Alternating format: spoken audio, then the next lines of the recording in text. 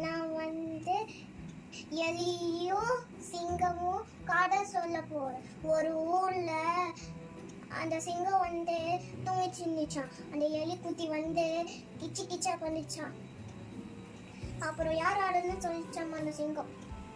அப்புறம் திருப்பியும் அந்த எலி கிச்சு கிச்சா பண்ணிச்சாமா. அப்புறம் அந்த சிங்கம் வந்து கண்ணு பிடிச்சிச்சாமா.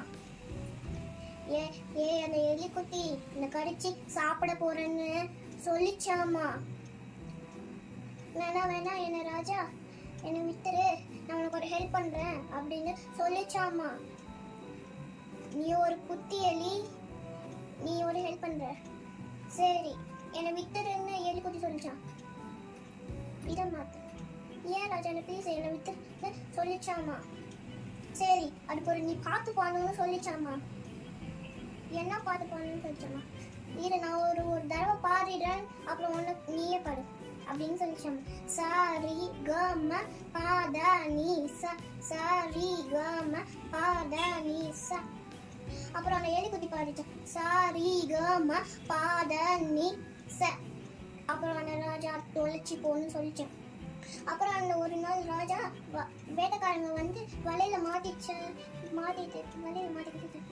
அப்புறம் திடீர்னு எலிக்குட்டி வந்து ராஜா என்ன ஆச்சுன்னு சொல்லிச்சாமா. என்ன வேட்டைக்காரங்க வந்து பிடிச்சி வலையில தூக்கி போட்டாங்கன்னு சொல்லிச்சாமா. சரி நான் உன்னை கடிச்சு அந்த வலையை எடுத்து போடுறேன் அப்படின்னு சொல்லிட்டான். அப்புறம் அதை கடிச்சிச்சான். ஃபுல்லா கடிச்சிட்டு